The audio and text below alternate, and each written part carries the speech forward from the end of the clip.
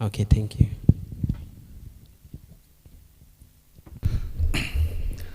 Zaumta,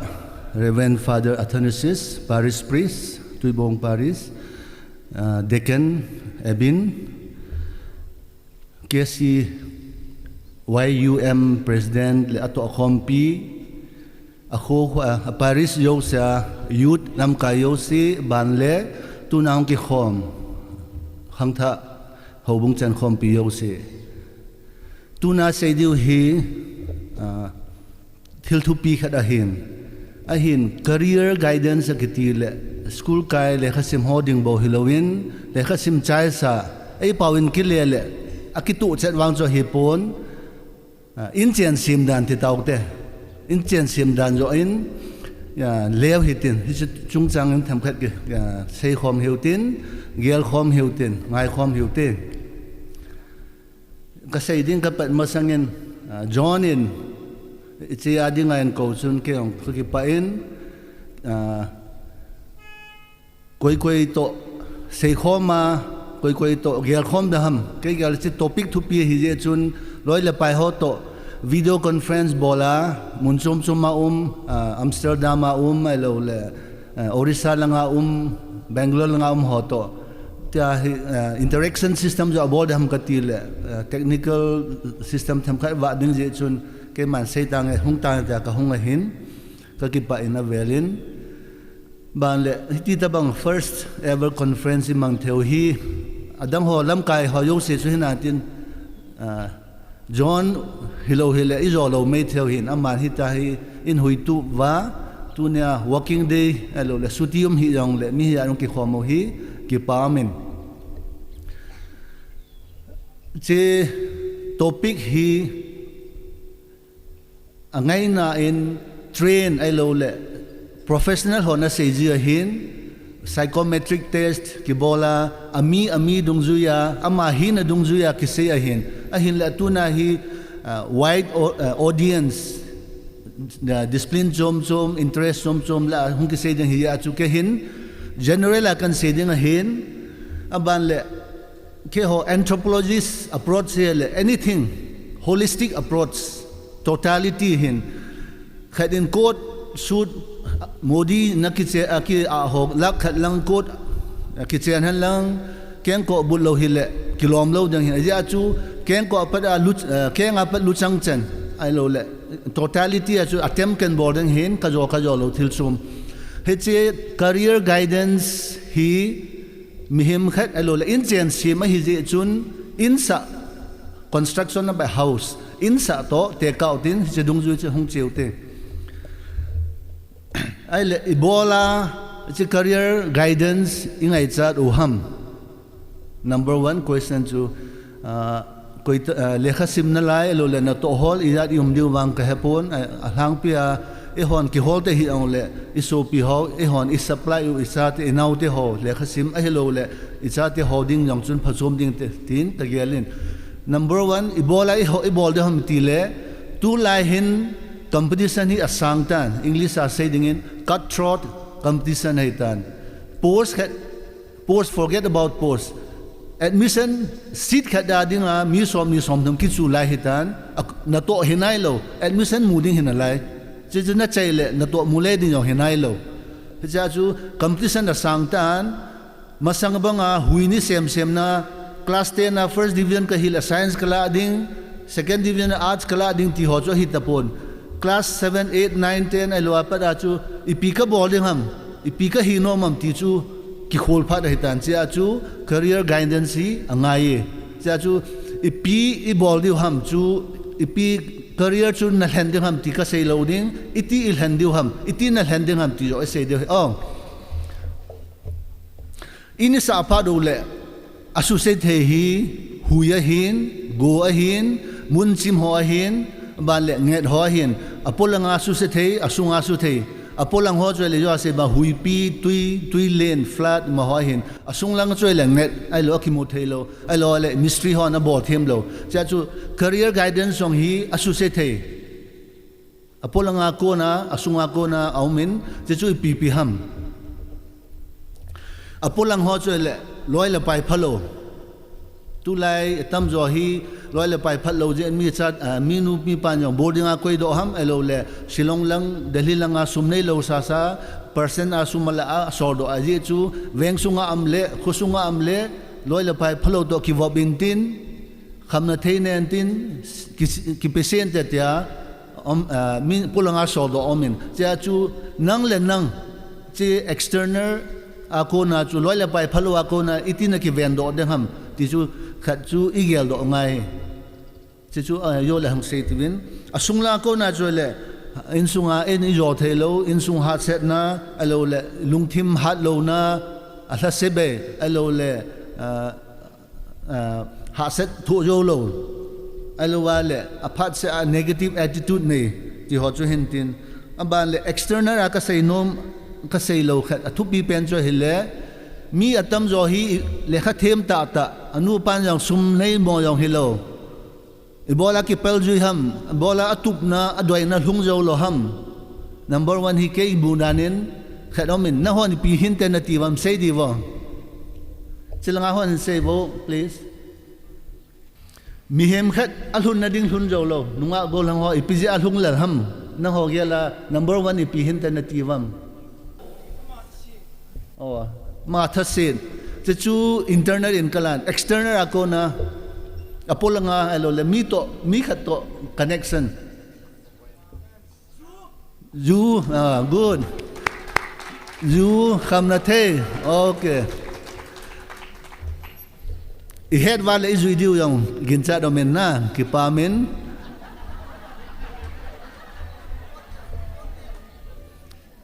ju hin ju to khamna the te taw te khamna the phot substance abuse ju jong a say hello it's a kind of food item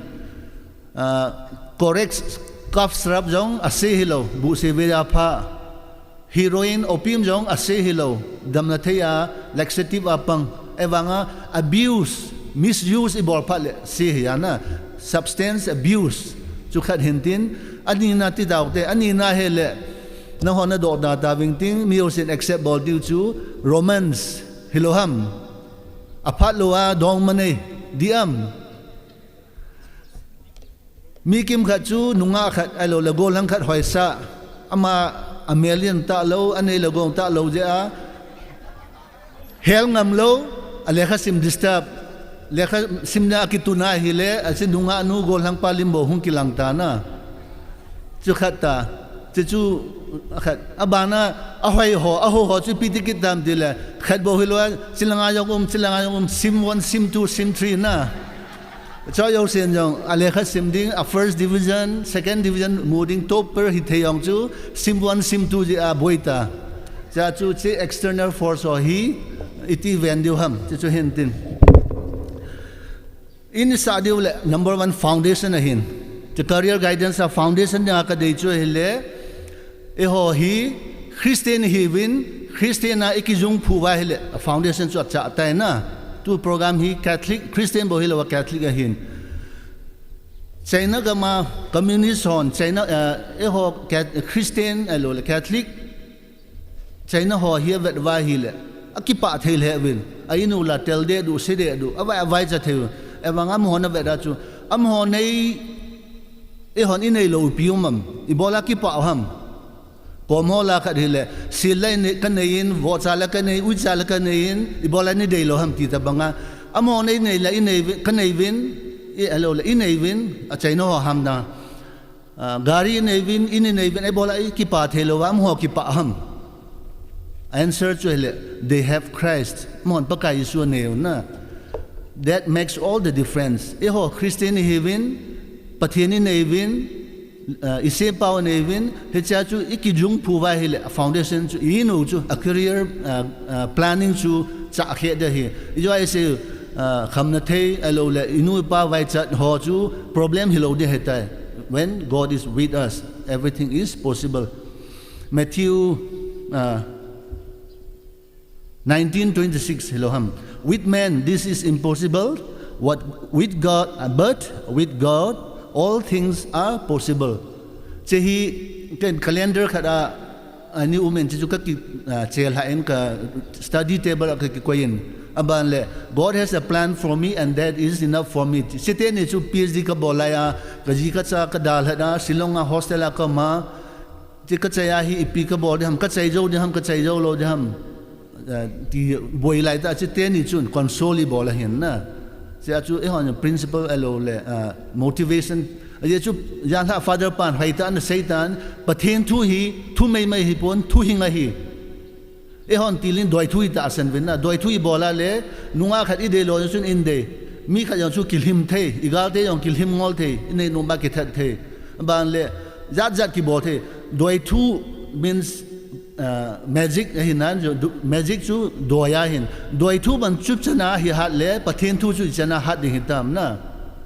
galbol na dinga yo aka sei bangin interview che jang ku galbol ta bangin mi som nga som gup to ki te da hi ke ho ke assistant professor join ka bola chu post ni ong hin applicant chu som get war short listed hi PhD chaingan publication tam ta ne jo ta banga chu gal ki bol hin gala chu pathina pen le zolaram poi aban le pathina ki jung phu wa hele question ki do diu chu Saint Ignatius aman ahin kho akhel na dinga chu pi na to kha pi do am ama le ma pi ki dongam ama ji atwa Saint Xavier Mumbai, Saint Xavier Calcutta, Saint Joseph's Bangalore with my alma mater ban le Muntina Jesuit Institute hoita ta alo le se chunga pop atam zo yong hi Jesuit Institute a Hong Kong ama Institute of Loyola le Aloy hon and same do Francis Xavier hon same do society hin che Saint Ignatius in ado chu ipi hamama hi nunga yong nilung lut alo le nei logwa nilung lut chulaya mo Spain adinga leng a ho te ho family kada hin ama hi gala china ki tongkhan hospital ama nurse hon lekha khat Bible apia asima alungchang tongkha ahin ko hin khela tuna Society of Jesus elo Jesuit hi chi Bible chang chu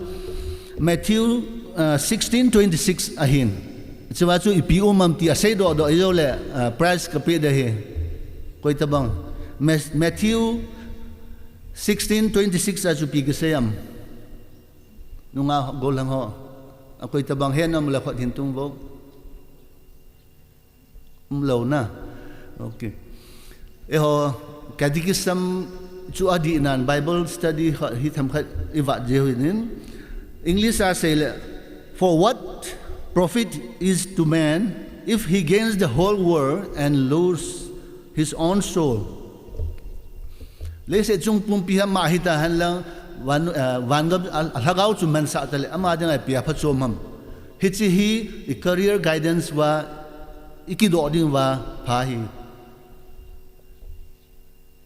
building 2 pp khando anlang gari mantam tam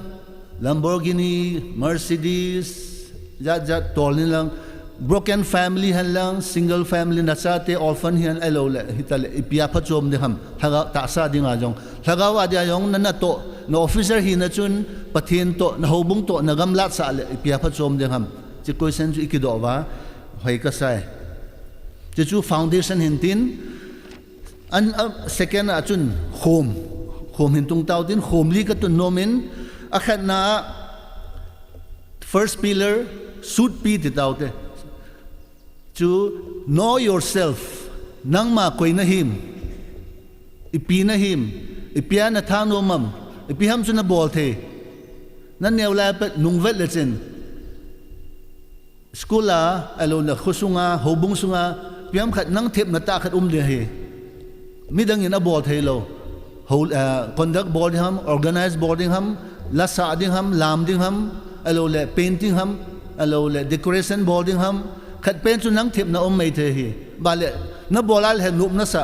khoj nilum kai bol jong le chin na tha le lo na tha tan tha chol lo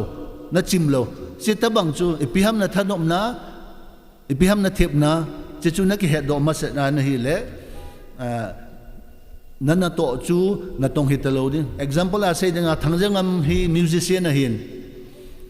nilum ke a ama khun ame me jeng hi ama khun na tong a ki ngai to lo jeng wa sumla mu jeng na his profession chu cheta banga painting ball ho elo le lendongal ka he po elo le sem ku thong pita thong sem ka he po football pe ho khun amon enjoyable lu sumjang amu chet ken teaching jong hi kaloi nun punget pungkan na lup na yung na pon yung kipo ng department agi dan iti join pung segi punget san katawin loy la paya ko na chi correction in board PO chi command in board PO elo le article ji ding he chi boarding teaching bo hi pon til boarding tam ahin pung segi punget san department katawin awan na tong ka kiyal po because I enjoy it hechi ei malay ma ki khol na dinga Africa ho thuchi khat alo le principle khat hi izui diu dei kasan izui le san ko fa hakitin amo literal meaning a chu retrieving akhesa khat ida khat ganung la thil khat ida la le ganung la chu asepoi san ko fa gana ho power hin hi literal meaning principle a chu in se phada hi le ache sa nungel ding nungvet ding hicha ko na chu tu le twa idin now ki het chen ding het chen ko na chu imalang phata ta progressive ta ache thei ding English are say le one should reflect the past to understand the present and make positive progress in future ahoi na ding a chu present het na da chu past reflect ngai chi thum principle chu san ko fa akitin hichia ka yu ka sei banga chu na future ding na career ding na than na dinga chu ipi ka him tin na ki het ngai ipi ka him tin het dinga chu achi sa oya hon progress report a PGM na teacher hon pian na recommend ju yam ipia school a chu PPA prize na la ju yam ipi ham nang thip na nang thanop na ti ho chu hi student career ading bo hilawin society ading ayong apply both hey principle hoita kha hi second pillar take the road less travel mi bol kha be se lo khat IPS le bona IPS ding chilaya kadai log ta kha chu malayan suguna hin photo studio kha anumin analol hinglen alol hin je chun mi ni na hin bol be ai le am sa pa lol hing pa chu athet honin athet kitil a business a thapin amani yong lol hing talo chila yong hin accelerator ti coaching center khat amin alol hing le an tun ultimate alo la dang akiba pi tam ta amin chiwa ahoi ka sa khat chu conflict ki ti khat naute ho khat in a bolin ama hin medical la nga emphasize the ball hin wa aphat mole ama alol hin je hin tu kum chun mi nga nurse to MBBS and truth and ama institute akonin danger khat chu ama alol hin je chun aloi pai chivel aboma hungbol nom mai thi so wang chu very discouraging abol nom le more ham kangpo pi ham infal ham elowal abol nom wa hi le staff selection banking ading in accelerator amtai medical adding in conflict amtai engineering joint entrance examination engineering khat bol ham alowale military ding CDS NDA ding khat abol the hin chi mi bol lo bola pha hin mi bol teaching profession ayong hi pure science sociology history ho bo hi aniki hala in physics maths atile subject hoi ta anki ngai ton subject hoi a hoi lo ampon e ma thip na elola mi bol kha lo chi bola hele ateka nan nila program a jauding Dr. Mary Kim jong ko linguistic ala hin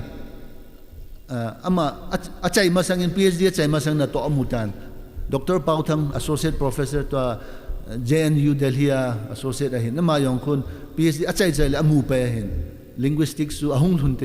introduce bola cheta banga chu Hindi ka hepoi Sanskrit ka hepoi Chinese ka hepoi Korean Spanish pau elo wale subject atha dom mila lo ye bola hi teaching linga chu scope am hin cheta bang chun na career jong hi mi bol sa mi tam na la hibe se lowa nang ma thep na yong chu hintin ban le mi in aha bolo line ila le chance sangi anthropology hi aja khalo na tam de na anthropology. Number 3, first pillar, second pillar, third pillar, deserve and desire. It's a kahino me. Nati nahi masanga chu nang ma ahithaya na kisip ngai hi. Number 1 chu ijo ni say tawin pathena ki food ding chu hin. Number 2 chu ele ai malai ma mentality physically bona kisu cha angai hi. Mihim hi Russian hon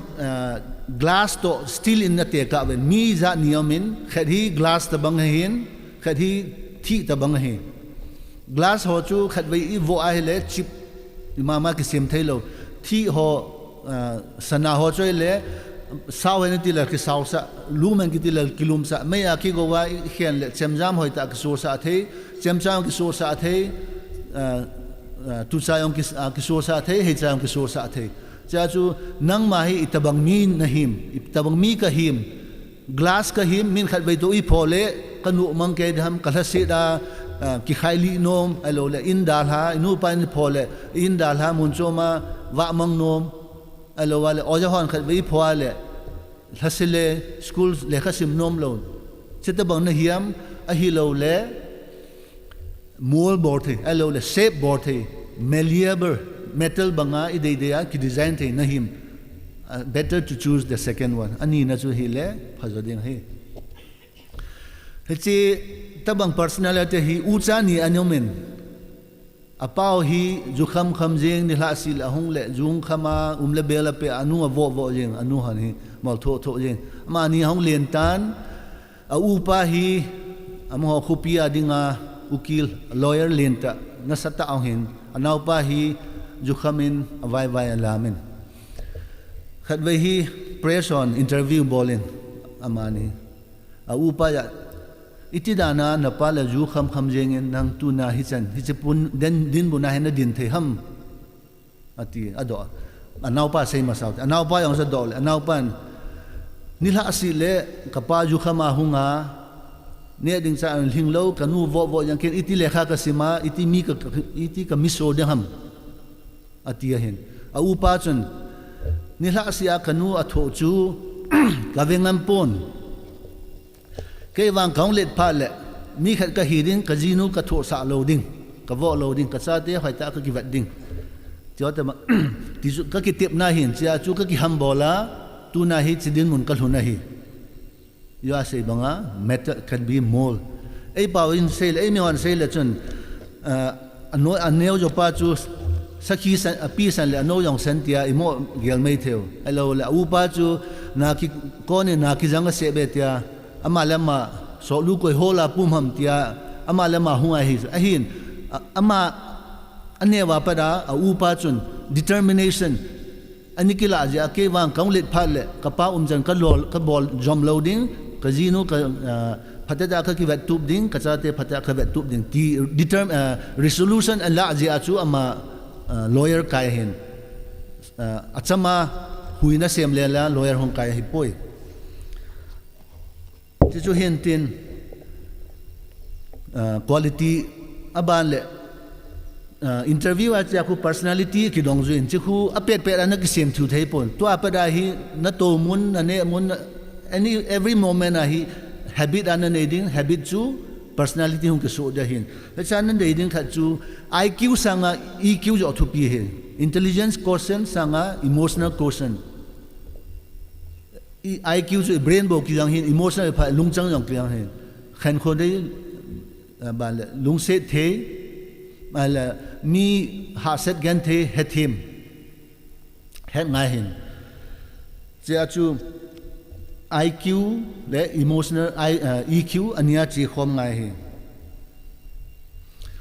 chi chung cho bo hilowa personality to say to dan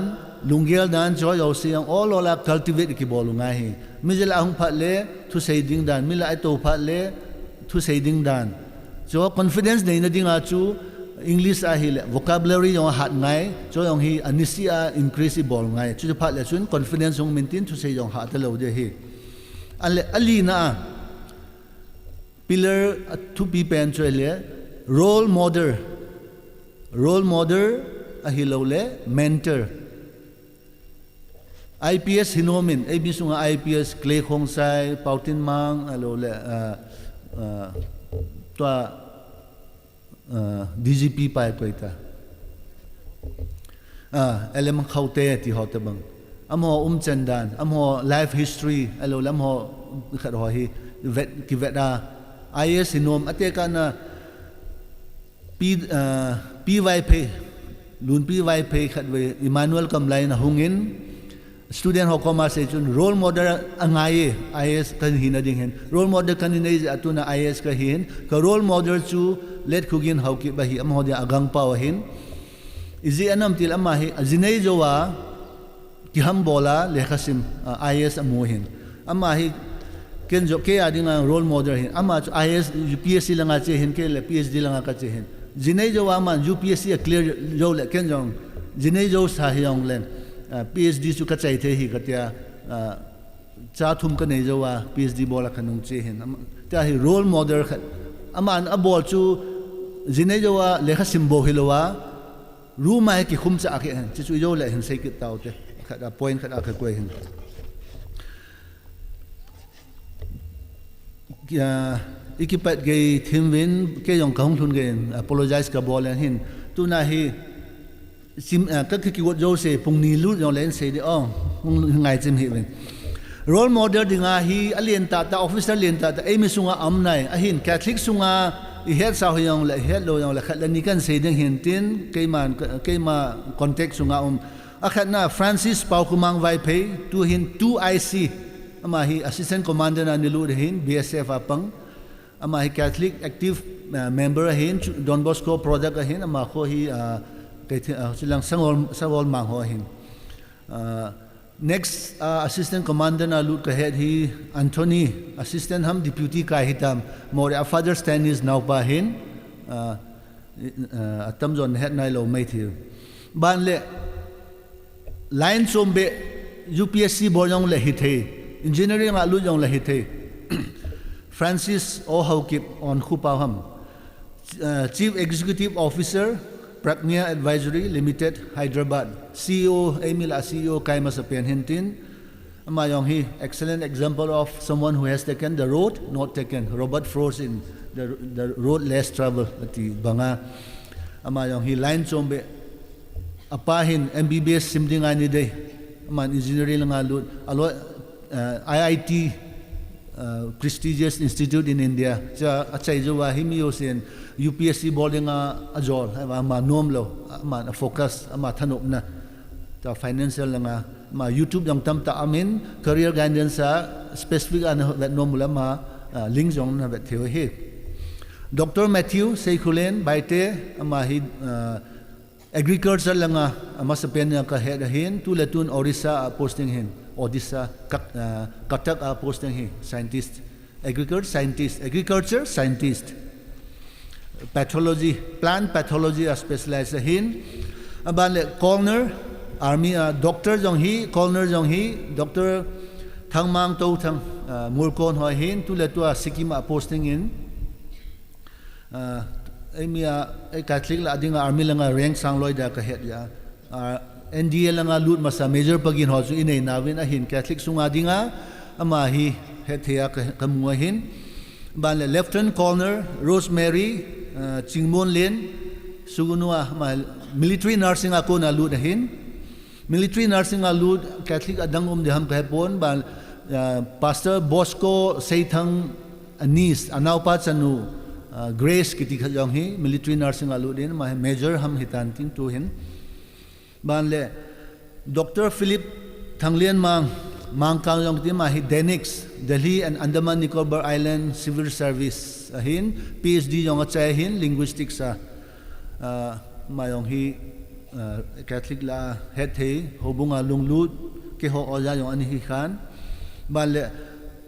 ei pau tho chat hi yong le doctor sorry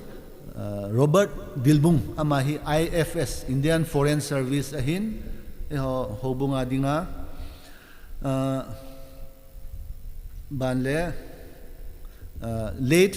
Dominic Manglun Haokip amahi Joint Director ham ni pension ahin atun am tapon Reverend Father Peter Haokip now pa ahin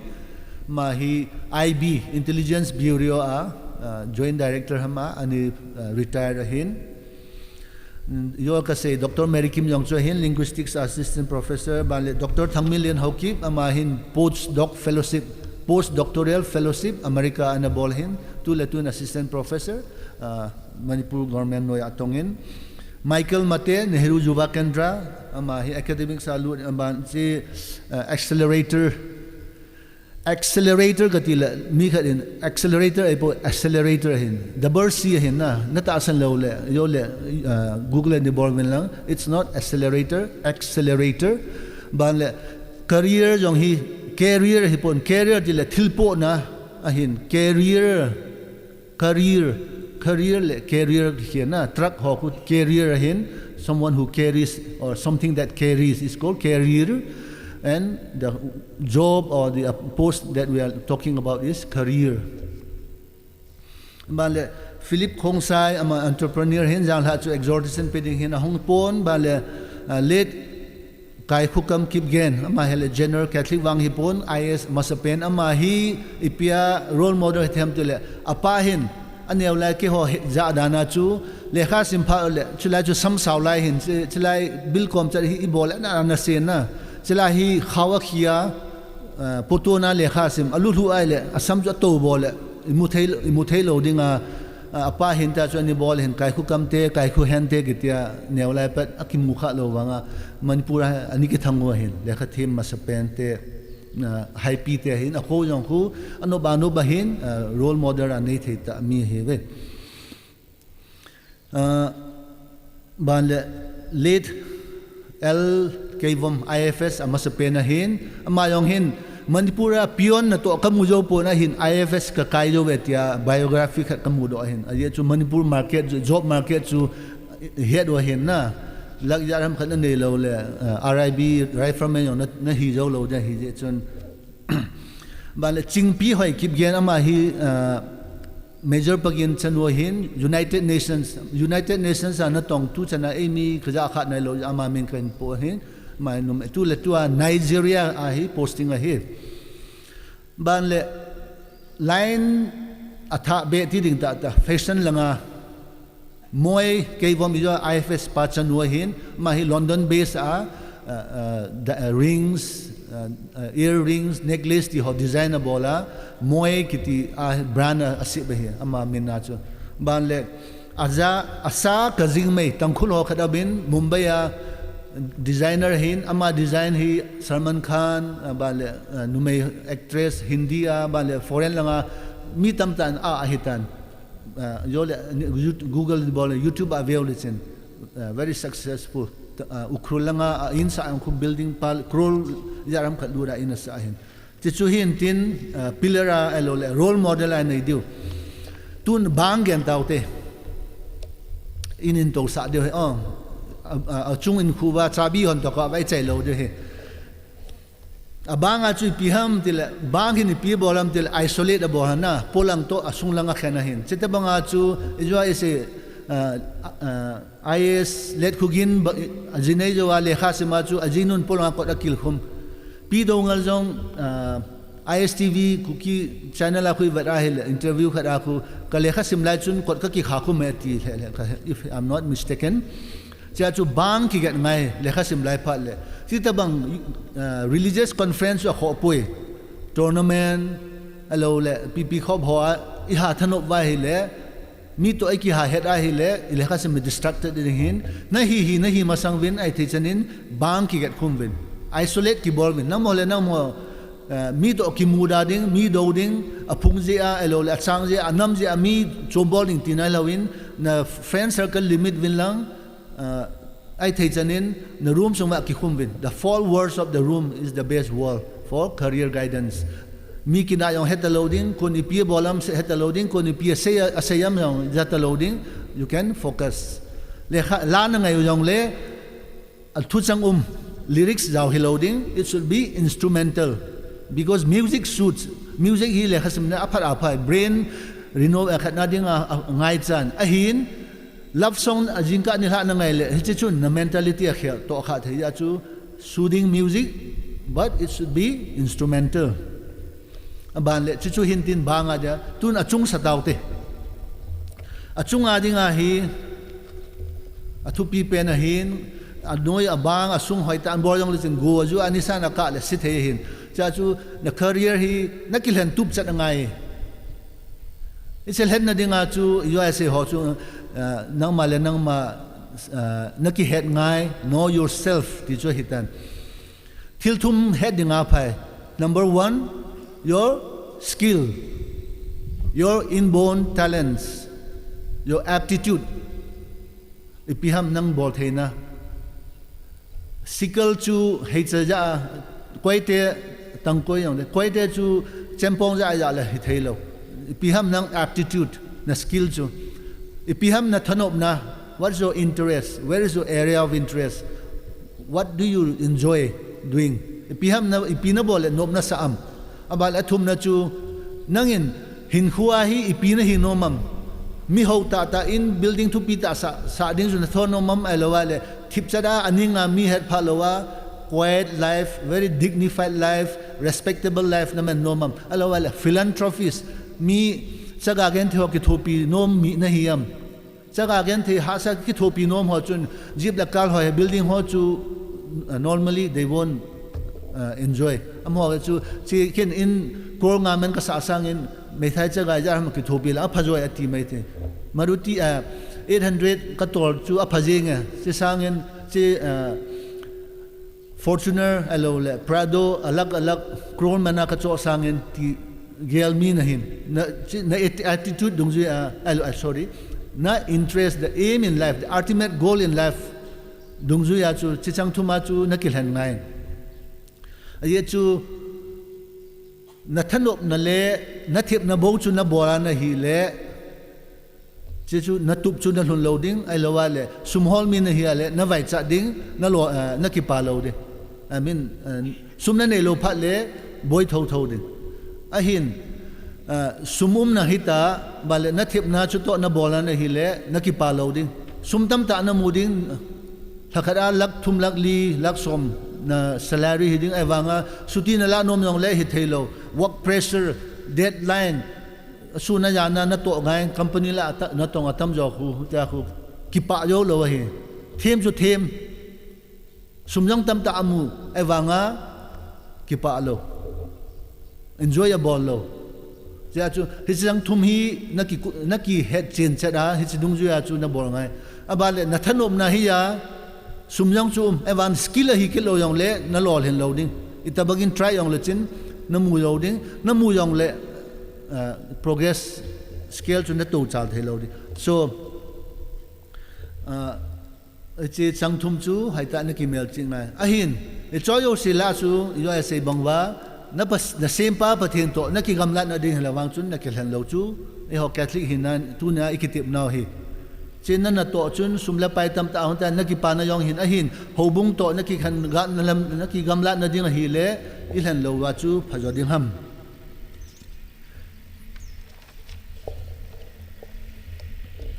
angana bang igen tawin injong satawin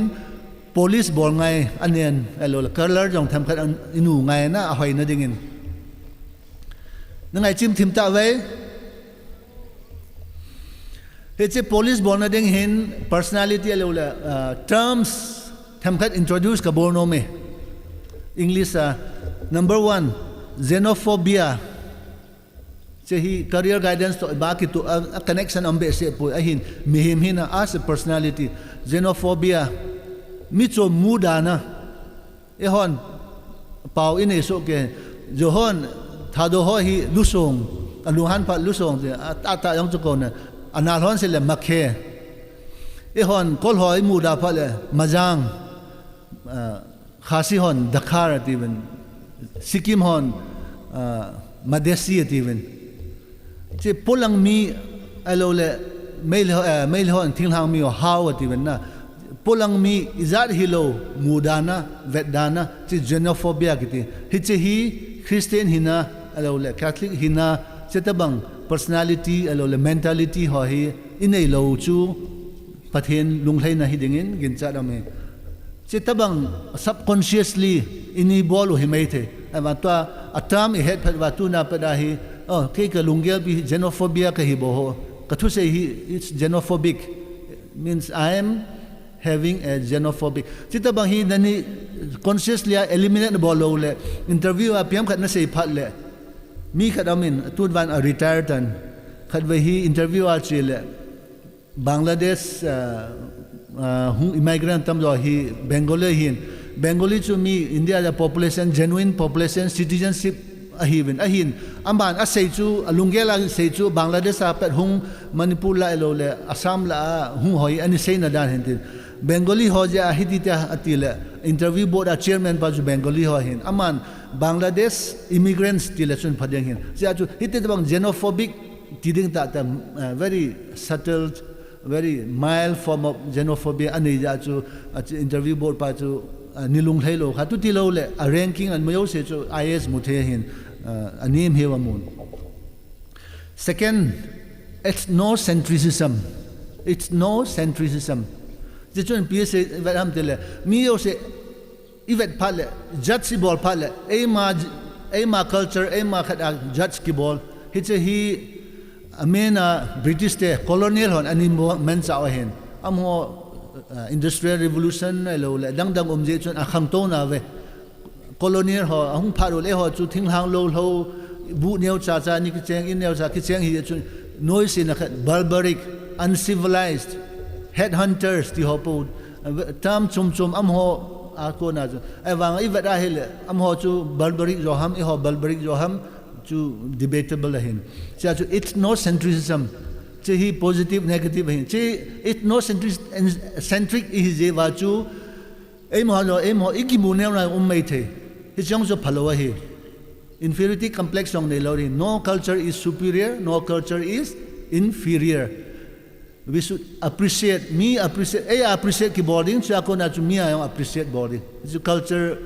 ethnocentrism la do na hi culture shock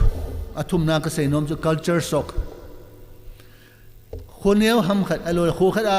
gam khat a ko na gam cho mi chele mi chana ko na chu shock ki mo bol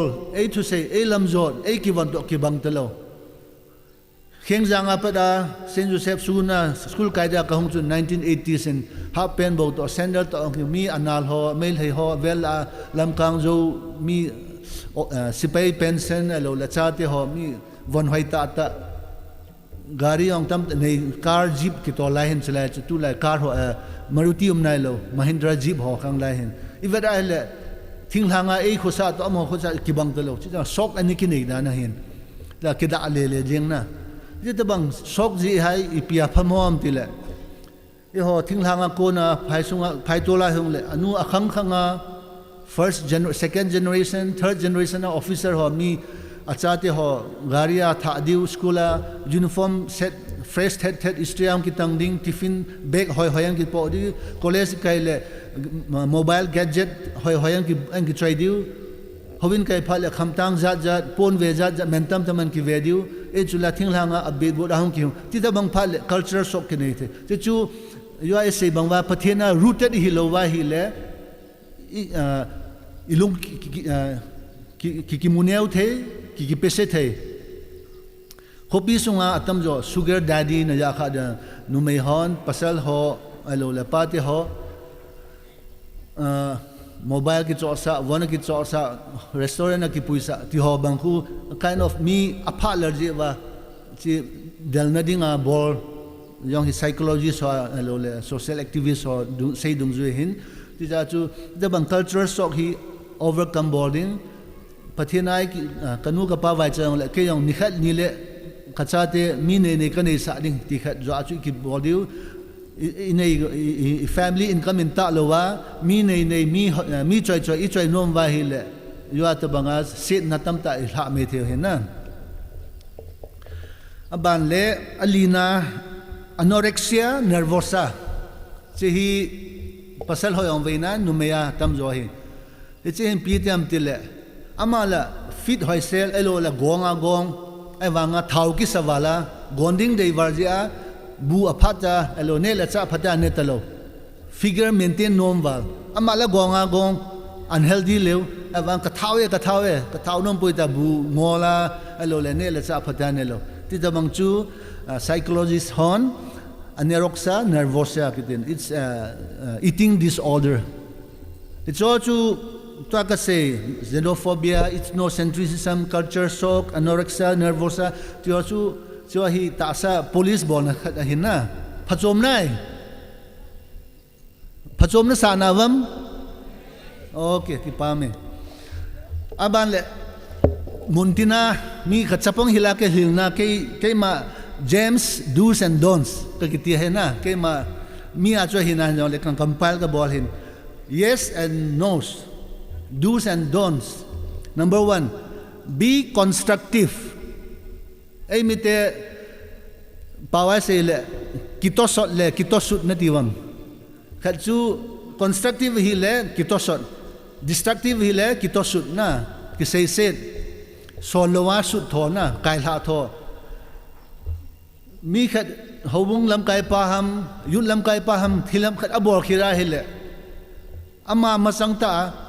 hell elo le boy chinabor hi di lo pi ho hi ti bola pha lo ham, that is constructive. Ama lo pe a che pa yang khu ki het sa to ki chi sa to tiale, that is destructive na. It can be applied in any level of society. Banle, so be constructive and don't be destructive. Anina, be inclusive and don't be exclusive. Yan han father pa yung Satan, inclusive. Mi hoi tejan hoi ding, kitumbol lo ding. Be rational and not irrational. Khatvehi mora ko na sumua ka hu le driver pa hin pi ngai to tam pelen jan chu all or tolen pelen a pa pa din speed at to le wangjing herok lam khai lai ta kun scooter ka basang ang ke hein aman chila ang ke heja chu chila ka odo le kamasang ta fit som ni lang ka oven thidam de la thilo wang phat dan chu ka jamu le akal nga gol hang khat in so khat ni klan ani khamwen cha chu mi hon hey ta hatlo phuro di an dalo le aman ahmo cho kham kidin thip chadin police station a puilot ben chu rational hin na irrational hi le bola mi na ta ham ta driver pa cho vo ba le ki tong kha pa chu thi han lang damo yong le hing chom ni yong hitalo na ahin azam yong jam loading gurjong thiding tengor jong bong loading akitong kapajan ding yo le jamang le koy ham ki hello ding ta police station a pui chu very rational na ti tabang family sung ka poi nang male na loy hok ka poi society sung ka poi ei mi sung a boy ei pau tho ho thado ku ki a boy jong hi irrational rational thinking le cho tabang boy na hi kum som ngai in ki pai pe ki kum lo di in ki kum lo de hin there is lack of rationality ban le student having proactive hingai should not be reactive. Haokip khunung lim hi loading should be proactive. Aso masanga plan mabolding magelding ki maginding sel tinung sanga sel thoget ball loading na chichu being reactive and not be proactive and be not reactive. Ban le yo say bangwin IQ le EQ ania kibanga mansa din tun bang jong yen ta bin staircase in kaldo na ding foundation sangta e bol go flat Manipur hi flat am nom in flat tu yong le jong le tu ya chup na lo da foundation sanje chun staircase na in staircase a hi thum step thum bo number 1 time management, second mind management, third financial management, finance management. Time management iti mensa ding ham time matrix PPT am halang le chart amin achunga hi important not important availanga hi urgent not urgent column liam taina che column lia hi important urgent athwa thu pi tu le to bolo kho khadum tana ani na hi thupi evanga tu le tun ki bol hi ong le ho lo all bol the athum na hi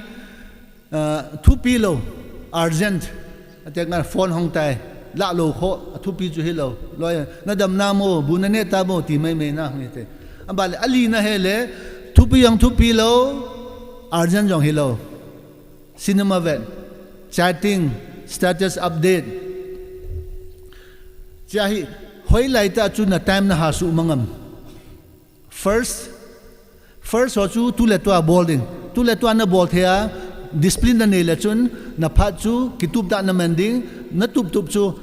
science and arts and na dol hindi na lekha sim chu disturb loading cha chu urgent le important ho chu tu le to na boarding to na ball lo le na ball thelwa na hi le na step chu di poi time management na fail it hi na number 2 important but not urgent hi le cho chu te ka na gym chi ham exercise bor ham hing kom ham cho le all bol the ai wang plan boarding ban le tu le tua bolo kho ai wang thu pi lo cho le mi yong ngan se the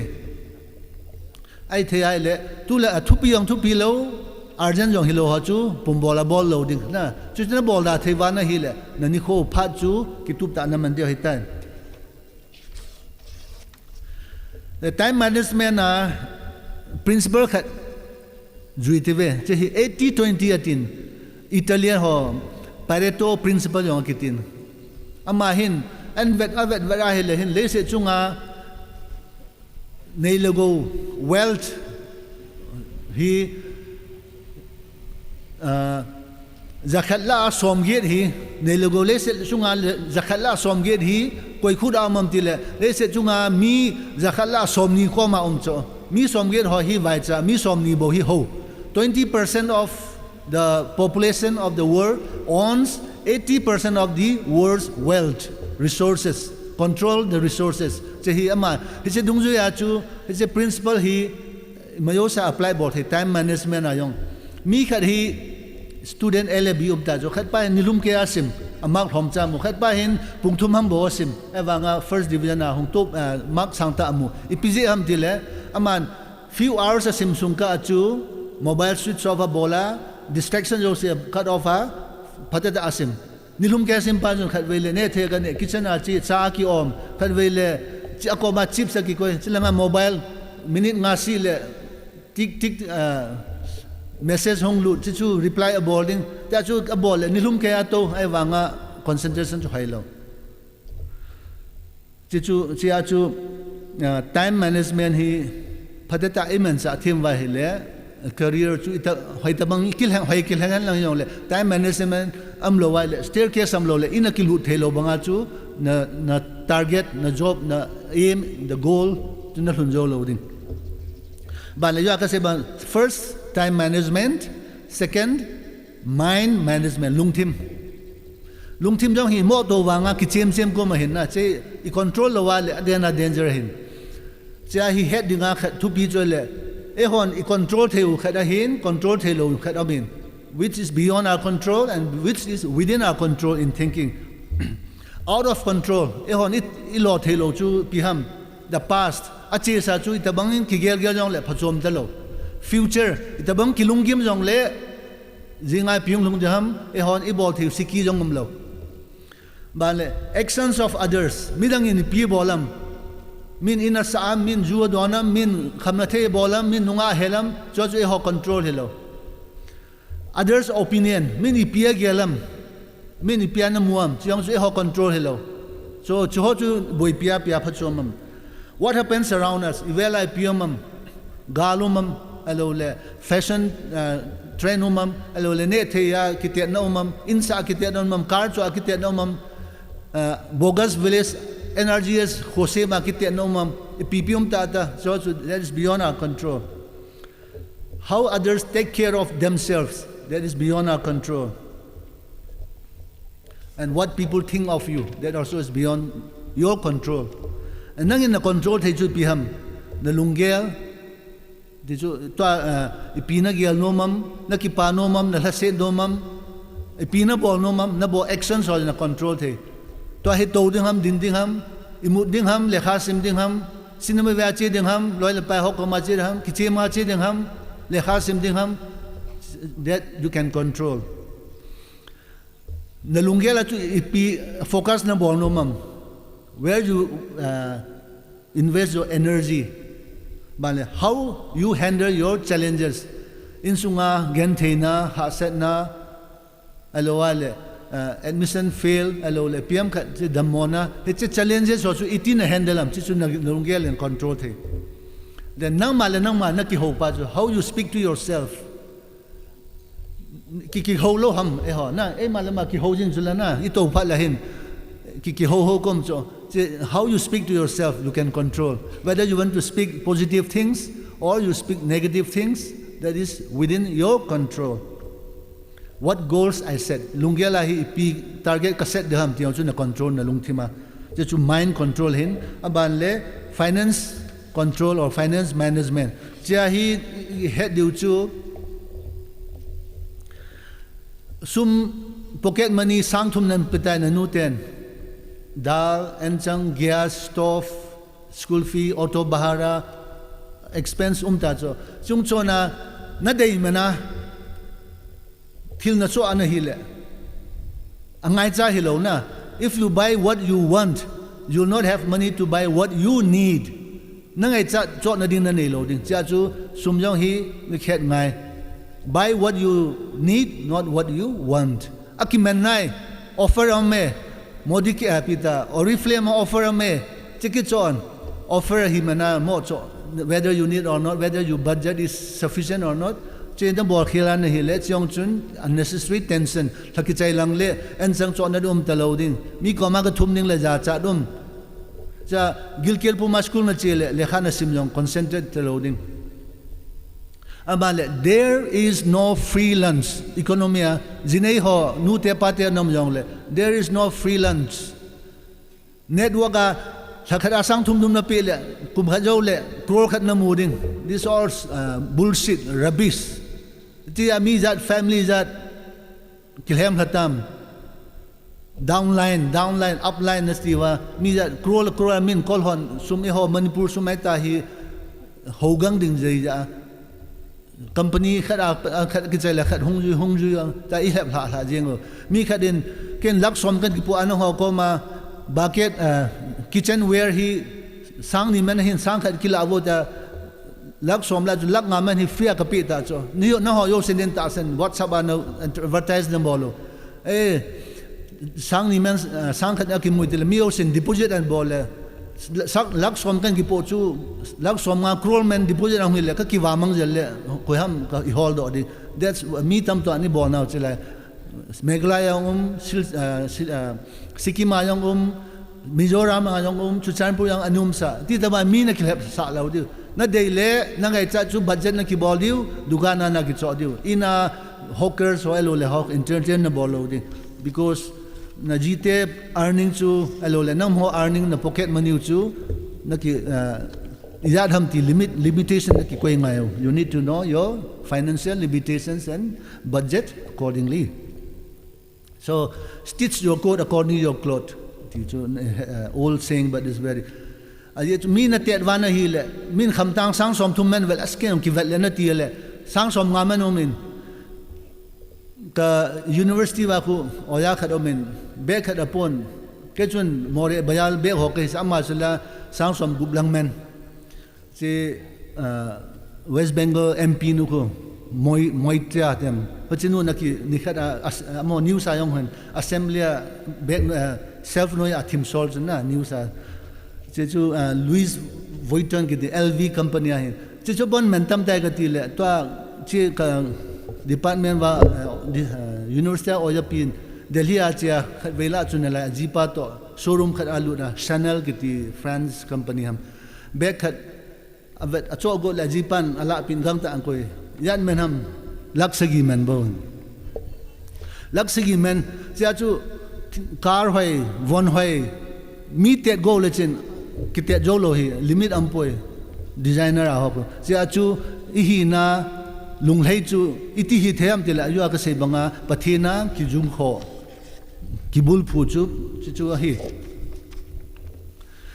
ai step thum su kai ta ve tun kot phung ni lung ta ve now the next is door kot se kot chu the career I tin na lut dem the Quran na lut ngayon Quran lut na dia hi entrance exam amin nang yu ka say banga social worker ni hinomam ambani te banga mi hokta na hinomam alola pathian na tong na hinomam hichidung yu chu na future plan career he actually is a means not an end okay assistant professor ka hi is not an end my ultimate goal is something else so I'm trying to make use of this as my future plan. So, depending on your aim in life, choose your career. Depending on your career, you choose your course. Doctor hinom chun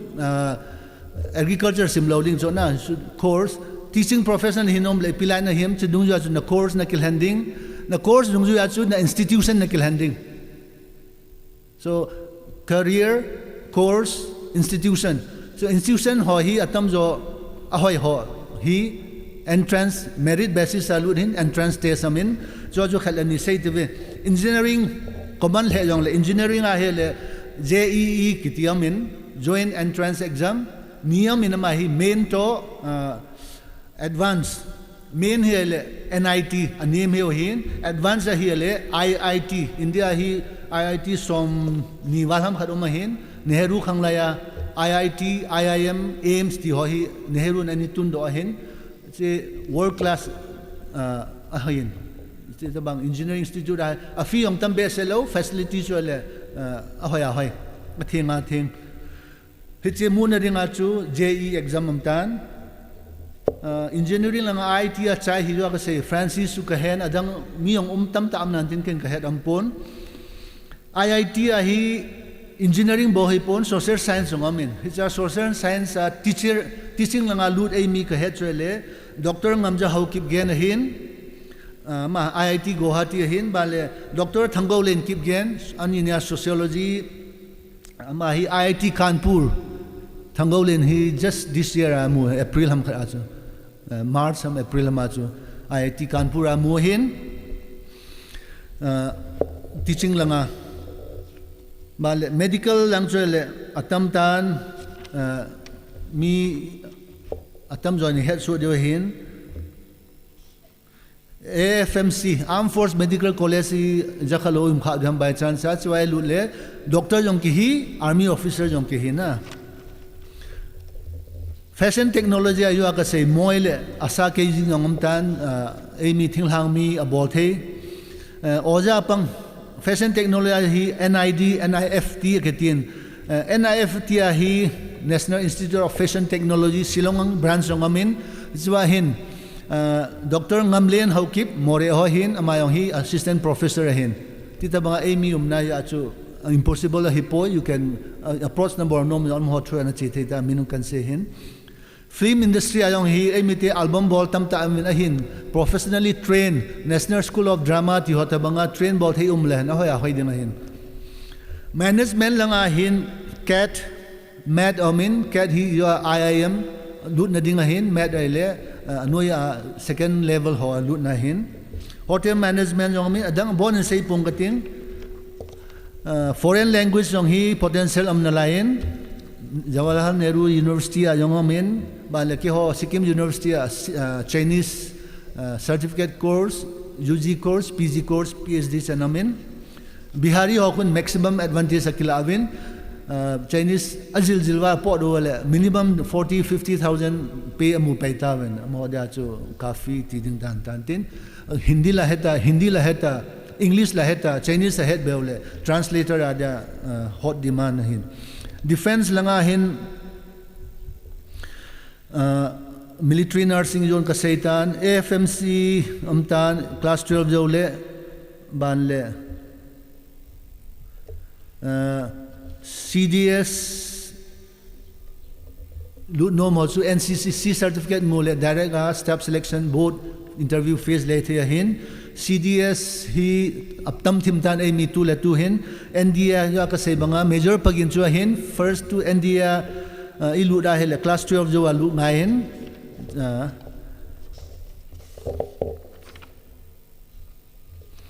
but major institutes of and research center thamkhat kasai nom in koitamang research center langa lut noma male anthropological survey of India ANSI bale archaeological survey of India bale botanical survey of India amohen survey research involving publication involving plan langa Indian Institute of Population Studies si Mumbai amin amohen kum si tabang le National Family Health Survey kiti publish the board even hochwa prominent figure khachuele hemkhuthang lungdim hin Dr. hemkhuthang lungdim ti khajawa men emi banle ICMR Indian Council of Medical Research, Zoological Survey of India, Geological Survey of India, banle Indian Institute of Forest Management, banle Central Institute of Medicinal and Aromatic Plants, cho yong hi emite gammang tamta medicinal plant tamta ne hin cho langa lut yum nai povin I had you had to engineering nurse tilanga hi admission me advertise bol tamta hongin amo cho hu imo sob lut lo aje chu amo hin na ho na to na mu lo na thiep lo thu pi sa pove corporate hona board cho le target na ne hin kum khada mi hizat admission boarding amor admission to fulfill ala modal hingai ta aje to investment bol hin summa mule returns amu pal lungki ma hita adi abang kim khat khu mail ho experience dung juin Chandigarh engineering sima cheula building signboard haita amin thakhat ham dhaniam class alawin Diwali sakoba sutia hong anung cheula signboard num talo college ngum talo hoilang gaitam ki hadalo ngum men kanaw hi Bangalore nursing dingin campaign ang bol in fala alhengwin ke on kaga thale kaloi hon gaveu te din ka chiule agama lei chu jango lei lai valut banga jango lei tabang nursing institute ngan thing phungjom nai lo gam tha Bangalore kum likum ngalang kanom na hin chilang chu gam tha hin prospectus a picture hoisel smart head awanga mun kal huno la building chu half complete hospital jongom lo che institute bo chu cha chu ke hong ka dal havin mun chom kha admission ka bol ben tita bang chun very be very cautious tita banga min campaign ang bola hile tun staircase ikai chai tawin koi tabang adam moham alole aku keng kisu lo je a staircase a kai tho lo dinga chu lift amena building aku lift amen che chu lift chu biham dile scholarship ahin scholarship ipipiumam scholarship and fellowships scholarship le fellowship ipia ki khem dile scholarship hi avai za hodinga angai za hodia ki pi ahin adi a tribal ministry of tribal affairs a scholarship tam ta amin pre matric post matric ato umpe atam zon apply ibodi chu kata asanen masangin nehua kanikai kompi apa hi doctor ahin scholarship apply bar doctor so and so occupation farmer tin ayo chu scholarship amunom je chen ti chon scholarship hi mi osin available win fellowship so hi le sumchu ki pi evanga angai cha hilowa a deserving merit basis ke yong chu PhD bonding chun Rajiv Gandhi National Fellowship ki ti kanimun ti chu mi osin amu he poi synopsis register ki bojo phala synopsis ki thoda based on that basis Rajiv Gandhi wang chu tutia very meritorious hipon tribal STI hi je chun ahin baba atom fellowship ki tiam choku namuana hile lifelong career CV a yaw the hitan it's a very prestigious fellowship tabang namu thele both financially and status te ka na Fulbright fellowship ki hobang ko na America simna thei Fulbright fellowship na mule Fulbright fellow kitian na kitintin na hin khulung kya long de tu le to Fulbright fellowship ai mila amung ka het chu postdoctoral bonadinga professor Jangam Dongal kiti amahi Mizoram University Political Science Department professor hin ningkum ma chu ga chi hin Oklahoma lang chi Red Indians la study ga bol hin political issues ahin khulung kya chu Fulbright fellow ta a title professor PhD plus Fulbright fellow hiding hitai je chu je fellowship aki le scholarship aki na hintin scholarship or fellowship la national overseas scholarship for ST candidates kiti hi amin tule to achi available masanga nantin tule to available so la Father Paul Lelin head diu hin na ama anaupa Benjamin ma Amsterdam PhD bolahin ama nyong chi tribal fellowship hi enjoy bolahin koi tabang athanom wa le chi website ai lut wa hi le graduate simna ding jong postgraduate MS simna ding jong PhD bona ding jong postdoctoral fellowship PDF bona ding jong amai che chu ke hi lo lama nang control first Minister of Tribal Affairs website na ludu le instruction tante criteria amount US dollar 15,000 something to 1,26,000 hotabang hin kumkha ana India suma say dinga bale JRF je master chaya hon exam na bolwa junior research fellowship UGC na pe deu hin 31,000 something 35,000 akipena hin 31,000 for 2 years junior research fellowship from the 3rd to the 5th year you'll get 35,000 as senior research fellowship fellow chuchu hintin bale Maulana Azhar fellowship jongamin bale fellowship Fulbright Erasmus Mundus joint master degree fellowship jongamin so he you are saying na neilego sumle pai in sung ha chen ha should not be an obstacle because if you deserve if you work hard there are a lot of provisions til tamta amena bale ini sa tawe rong jong inu chai ta ve lift ayong ikal ta ve ahin inu chu fencing la kitub lo le loile bong hon e tha nang nei mei the na gut chan jong su set mei the kham na thei hon bol hon jong thilam ki gu the cha chu fencing ngai fencing a hi pi ka koyam dile robust or healthy body itabangin brain sabhan lang itabangin pathian ahar nin lang itabangin na lungtu bhain la lekha sim na ta sa adam thelowa na hi le disturbance sangta om the hin na lhun jo lo de hin cha chu healthy body robust body ngain cha chu health and nutritional status kiti hi igyal kho ngai tip 7 ai mut so num vem ale health hi piham dam thena hi piham e ho gela tem fever in elowa lupna ilup ga lo le damo lo dan ki ngai to mai theu na to hin hoitan screening ki bole chwa to hi 80% he damo hi mai theu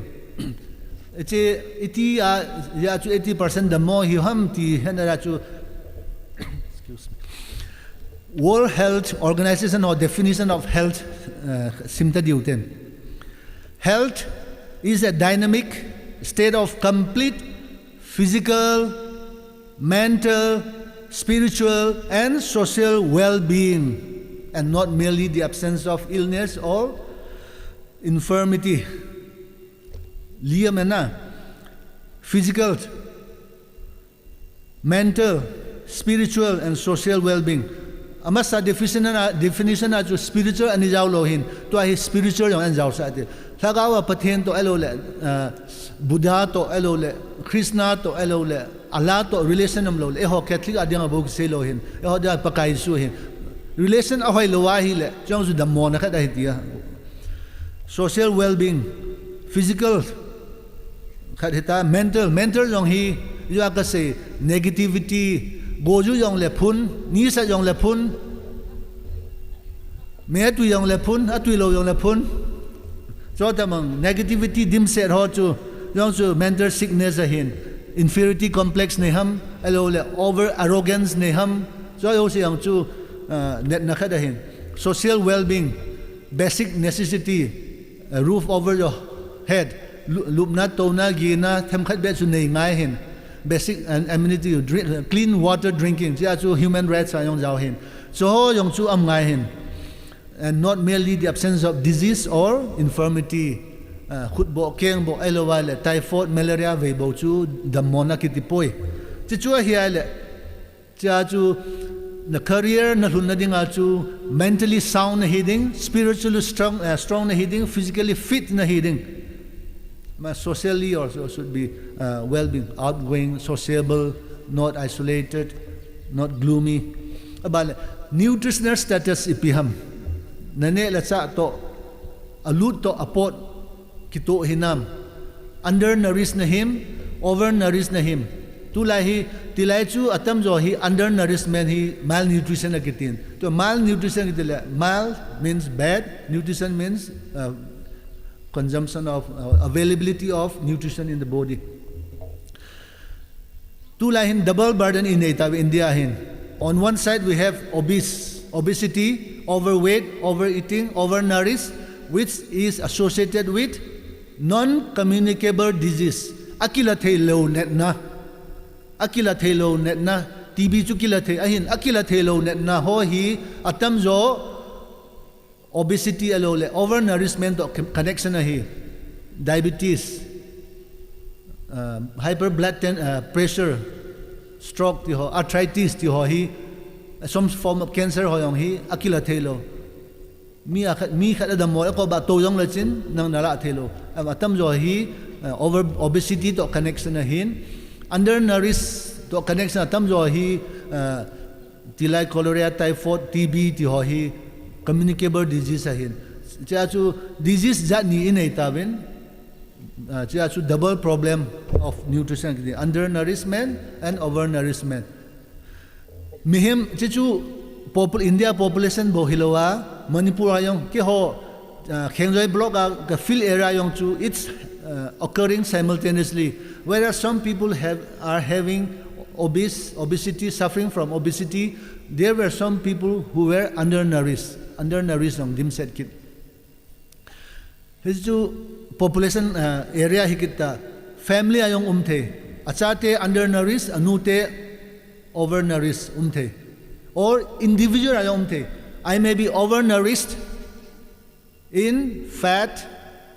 protein, but undernourished in certain micronutrients, zinc,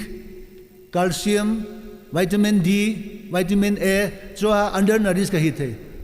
imbalance. Mi khat sungayong na khat chula sanga khat chula nema nem ki sia chu che nutritional status ibor hoilo wa hele. Example say dinga tangkulo khat hi adamon ngolin lasan pwedeng ko khan puilu do le father te sister te ong chun ipiangai to ham azen ngam povin polanga sol do wa le mun khada hospital ka achiwa blood test bona screening bol wa hele ama hi sodium ba nihin chi ama hi blood pressure ham piam pha nei ja hi doctor hon chi na ngol ding ati wala kumni kumthum hi metam gan an le ta sa sodium level hi name wala brain hi ki chem talowa ngol do chu glucose khai pi le normal jing na sia chu jo anorexia ka ti pa chu nervosa chu ta bang hin balanced diet mayo si kitup cha ngol jong loading ne wa jong loading aval le phalo ava jong le phalo. So balanced diet is very important. Sia chu nutritional status ipiham tiong na ki het ngai ai le fencing yong gen tup ta ve thawa yong pathian yong hetawin ipiham yong hetawin ipi bornom wa ipi ai thanowam yong hetawin fencing yong ki get tu win kelbi hoilanga mi chop bai chop jo ro yong le agom lama lift a chen ading yong ikisei tawin ikihil tawin tun asunga lut na da chu chabi ngai na in kisayo chabi yom lo le kilut thelo ki po thelo hin chabi adinga chu thilni number 1 English are say le integrity and discipline siten yam lo le chin iwan se ho yo se chu chom phat bol bel bul na tin hap ta kha jo le nanga mai the integrity hi piham min namule namulo le na bor chu na hi na chu integrity thil pha khat hiya mi mulo wanga na bol tho min na he hi yong le na bol chu integrity nei na hi na ase khat chu min na mulo la mulo la na bol da le chu integrity nei na hi sia chu na le kha sem chu min na nu na pa khulai leng che yong le integrity nei na hi le number 1 na su chowa le kha na sim thip chet le nal hun na chin nal hin thau di chu chabi hoi pen ba le self discipline chu English a hin ei pau se le agom na ma se dinga chu bol nom le chin bol da le chin a pha hi tian he da na bol la ne hi discipline ne imut sol he ang le chin ki thopa da hi goju dong le achawang bolo khoi ta na bola na hi le itabang dap jong le pon na kisila le kha na simham chu self discipline ne goju men nisat mena bol hilowa elo le mina sei mena hilowa mi ki chat man hilowa nangin aphai adi anati bowling alom chu goju hanang mai ka yong le na bola na hi le chu self discipline ne hin na chu na nei thelowa na hi le thoka nga tame le khasim nga lai da hom poi le khasim loading chuwa min len kho ma bole le khasim loading chu le ita na sim man ning tam na lungtup na mor so yo lo de hin na kitup na le han pen na tom ngai na ti ding ta ai pa self discipline chu chabi ni hoi pen a ke ma mu hin chete ni ne lawang chu rang se chu yo ka se ise hoyo se chu a hope so ke hin a hin spare ki chete ni chung so na master ki hi ke a hi pon Francis Haokip in ama YouTube a sei na khara ama sei a chu mastery to be master in your line of profession nal che na football pe na hile football and master na boarding music langa thanob le music and master ding painting and hile painting and master ding business na hile business rules na het ngai latest update na kin na line na master na hile chong chu chabi hoi ta hin na thun na ding na room nop ta na ki thun thein na ding hi chu hin tin ki pamin sun nisanoya bune jawa imut su puman ngain ki pame ban le lamkai hon titabang phat pha thu sei na phat nin pe jewin ka ki paen a chainan conclusion summarize board tivin India hi nato asangin au ongin asangin nato mulo alag in nato mulo me ipiji ham because we are not equipped. Universities are bringing out thousands of unemployable graduates. So university when I look at my own students, I have to unfortunately admit that application taba ji thailo sentence khajong apostrophe punctuation hingset a ji thailo na lai hin athem ta na titaba sila hi izaw na log ding wa tu dang ki khom ho hin yo ka say personality alawal che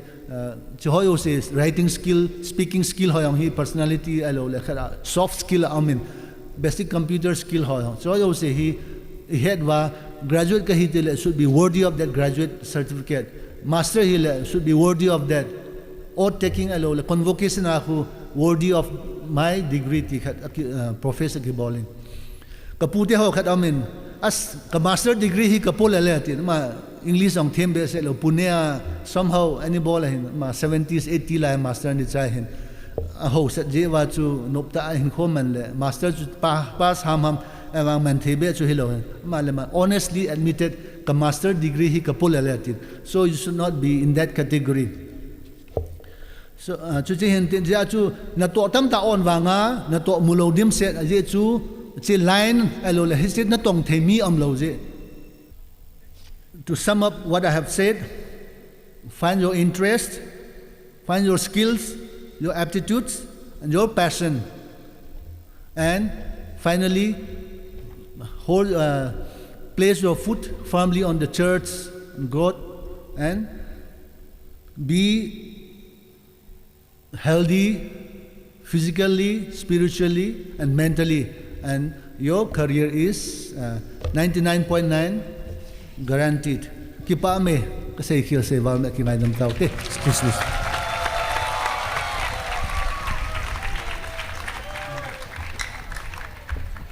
Oleh kipa amin executive auto delegate so request dung zui chun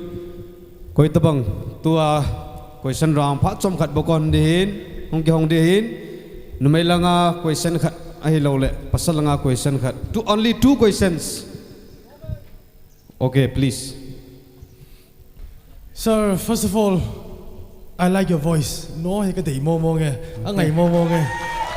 Pakipae. Question bang tam ta ka nei yong le moderator ti ako nai phar no jeng khat bo hin doing ka ti. Ka do di sir mem nu hunga. Madam nu hunga. Okay. Achu ti le ka question hi ka sei ma sein madam nu hi mala hung le ka de ru sit ta in. Galu kisan galu to Kay ni hi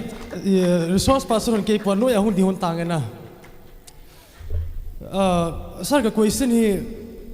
kay hi kasinay nom tho tan na. Ay baga chui le kasinay nai lo de ka ging nai poi na. Ka tino mahin. Ija hi ka career kan gel ji phal le hin. Te ka khara na to hol nom ka hi ni jong le ibola ka hol nom ka ti le kasi ka cha ding bo he na. Ija hi nang ni ko na hi ani alang ni hi ko answer ka het no mai ka ko ise ni chi he te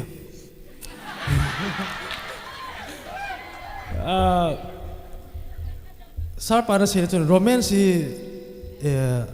le kha simye suboi ni jong le hin khwa den gel apoi mo na father su ni ke ta pon zile chai kan nei te de hin khoi tari wo hin chai ro ka te tu nia kan do nom hi le ke ma hin kho to nang hin kho hi izo utin zinei masanga hi sapan si ta hi madam no hin department an pun ki lang gi je ne atin ke hi koloi no hin tu pe ta dia hi tu hi master bang chu just recently ka chaitan ka final exam ko na chu lekha na sim lo de le nei ki hopi ati a hoi mo mo ngin e ja hi to ka question kan do nom pen ta chu le kitchen ma sanga hi idong ma no lo le nunga hon hin idong ma pa hoi piti ito sot de ham na ai lo le chi chu khat hin tin zinei chai pha le hin na to hol ri ma chu ka kinem ba chu ka kinem na lai hi jong le hin ka ti dan chu zinei chai pha le hin family to studies le career hi nang nang mani life experience dung zuin nei hilon in ta kan sein tin madam nu to ki ni ma saw ka tin madam nu hin kan sari chom hen lang saw jong le ne kha hi enlighten ni bol ne ta request kan bol he madam salpa to na kilung si lai lo na ki chen jo hona salpa hi akarel dung jai piti na saporam ti ho hi nunga ho jo he hen ka ti nai bo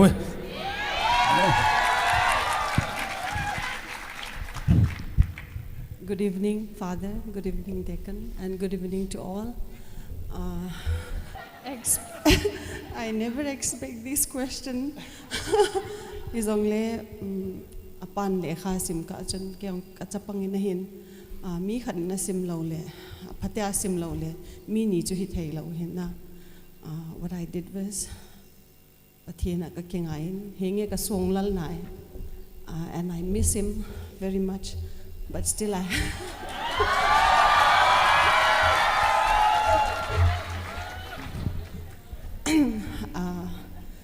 relatives, family ho support zong ahi ina di ina kate pu zong balika naw te ho zong even my parents am pan la ka cha te hon zong ti ja jo ka tho zo wa aman apan zong sun li pai ha sa zong le unbol do zo hin, but I don't advise all this. I want all of you to complete your studies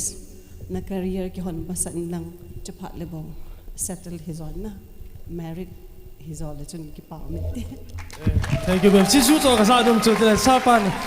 sa nang an sa ka sa thank you moderator. Madam no ade khat be piu te le volte face ken ji kan e jo wa ka kinung he ya lekha ka ga nung sim chu thil ha sa decision ha khat chu hi thawin jinei bo yo bo lo cha thum nei jo wa proper resource lo wa ahin ken ka sei ding hi ka sei hot hung contradict me the. Honestly speaking, I am assuming to assistant professor kahi success in lataute na because mi tam ta mujo lomin ke ma gela wang chun che success of others dream not my dream ke wang chu ambition kanei pon my ke ma passion chu hele in langa uma ka khowa ku thilkhat boarding ka ti ro chu ke my passion hai ka dream hin due to certain obstacles sia hi chilang so hi thelo phada mo om sanga ta research kanung bola na to ka mo hin che hi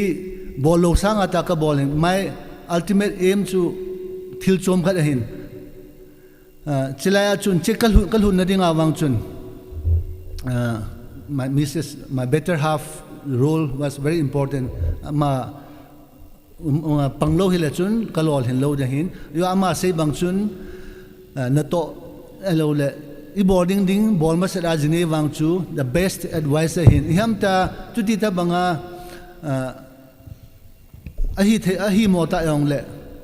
te se hon e pawin nu pa ki to in vom no alo e ki ti khat amen na cha chuna ki to khom hon le ke ni yong ka lo jo hana hin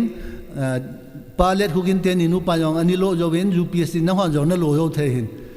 mi yo se that needs double more sacrifice in my absence he had to undergo more trials more challenges sia chun na to musaki che hon le chun it would have been easier but it's possible but still you have to give double or triple effort so hintin iham dan na ki jinei kha yong le kisi even you can still move on but preferably first things first career first job first stable economy and then marriage chichu alhang pin ka advice no men na okay chichu hindi pa Okay, kipamin first question to sarpa kunin. Ngai ta in sechen pi tawin tu na banin the last question from girls or any one of you.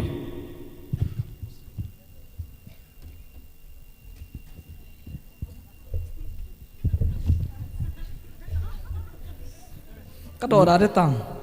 numeham Numeho. Say that, Anybody te. Na. Sir nan say chuna. Thiakat. Nang maage lahi. Self assessment kaza dung ju yin chun potential kanei lo evang interest ang kanei na. Abana la aspiration jong kanei he oh chi question he. But that's wang chun na that's best se pun. He jong le business encourage na bolam ahila vale other government jobs hoi chi jo hi encourage na bolam kipamin question thupi ta hin career guidance hi di ta hele chiong hi trust area focus area point khat akoi thei topic khat hin aje chu government post hi mi khanin ka kholang wa achapa bia hi mention corruption jen unemployment amin kachapa na to amupoi corruption je na to unemployment umlo ham sei masavo is there unemployment because of corruption yes or no no hina ye chu government policy saturated hina it's limited government corrupt hanlang corrupt hi jong le post khat on le mi som langa som ni applicant jo na ita corruption loot hanlang loot hi jong le mi khat bukel hening jo 19 would be left out so we cannot expect the government to employ everyone each and every one of us to yan langa viral chawang kut moria one job one family wang chu ichan hong ge daham sita bang hin chia chu ahi thelawang interest in aptitude chu langkhada all mihimina develop encourage bol mo hipon entrepreneurship hi kenjong nasataan ka promote nom joy ken ka se yong chu hi though I had landed up as an assistant professor my ultimate aim my own passion was something else cho hin business na luran na hil nang ma employment nang ma self employed na hitan master of your time na hitan skills to alangkara you can develop, you can learn. Skills are important when there is competition. Ateka na company khat na luda mobile sim na ham elo wale police ham khat na hiya parade board je elo le meter cup je elo le hansen je ti ho nan elo le ka tina hen na langkara business ho chu there are various branches of business. I think that should not be a problem. That should not be a hindrance in jumping into that trade. So once you employ yourself, you are master of your time, and you will be employing minimum 5 to 10, giving employment to your family members, friends, or your locality. Pula na ka cha mi company khat mi industry khat na ka sip sang anang ma farm khat nang ma company khat alo la nang ma business na ki hon chu phajolo ham chu ken jong nasata ka encourage no mai. That doesn't mean that the bright students who are meant to be administrators UPSC chi hi kati na po ye chu administration na yong ami khat la di be am lo wa yong he thelo hi nam pi choi sang chila business hon jong certificate alo le trade license la na dinga chu bureaucratic procedure tam ta lu da hin no ko ma hungai ki da hin chia chu pen mun yo line yo sa iu ngai hin business board hi evolve LOI min UPSC abona ti mana mo bor sanga ithano wa interest passion in le passion jo chu hung lo hing ding kata asane ka ki pai. Okay, thank you so much, sir. Once again, thank you all.